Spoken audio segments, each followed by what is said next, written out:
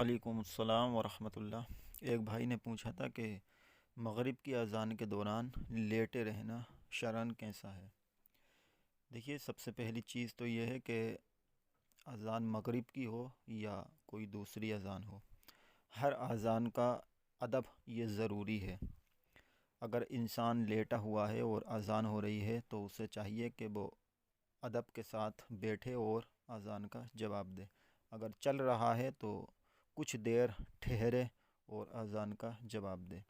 لیکن چند مساجد میں جب اذان کی آواز آئے تو اس کے لیے یہ ضروری ہے کہ اس کے پاس والی مسجد کی جو آواز آ رہی ہے اسی اذان کا جواب دینا ہوگا۔ مختلف مساجد کی جو اذانوں کی آواز آ رہی ہے ان سبھی کا دینا ضروری نہیں ہے، بلکہ اس کے نزدیک جو مسجد ہے اسی کی اذان کا جواب دینا کافی ہے۔ لیکن ہمارے یہاں خواتین یہ سمجھتی ہیں اور وہ مغرب کی اذان پر خاص کر کے زیادہ توجہ دیتی ہیں کہ اگر مغرب کی اذان ہو رہی ہو اور کوئی لیٹا ہوا ہے تو اس کو اٹھانا، یا کوئی کسی کام میں لگا ہوا ہے تو اس کو روکنا۔ تو دیکھیے، شرعاً ایسا کوئی حکم نہیں ہے۔ ہاں، اتنا ضرور ہے کہ آقا صلی اللہ تعالی علیہ وسلم نے ارشاد فرمایا کہ جب مغرب کی اذان ہو تو اپنے دروازوں کو بند کر لو اور اپنے بچوں کو اندر داخل کر لو، کیونکہ اس وقت میں شیطان گھومتے ہیں۔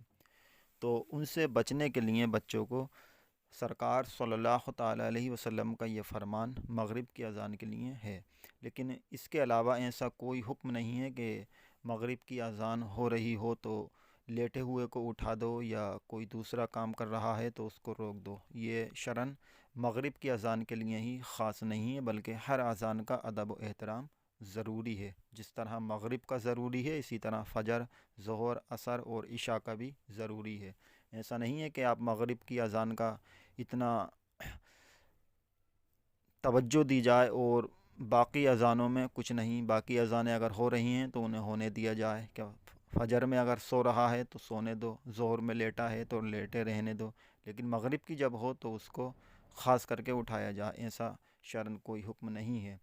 ہاں، اتنا ضرور ہے کہ ہر اذان کا ادب کیا جائے اور ادب کے ساتھ اذان کا جواب دیا جائے۔ لیکن کوئی شخص اگر لیٹا ہوا ہے اور وہ لیٹے لیٹے اذان کا جواب دے رہا ہے، کوئی بے ادبی نہیں ہے، تو پھر لیٹنے میں کوئی کراہت نہیں ہے، وہ چاہے مغرب کی اذان ہو یا کوئی دوسری اذان ہو۔ واللہ اعلم۔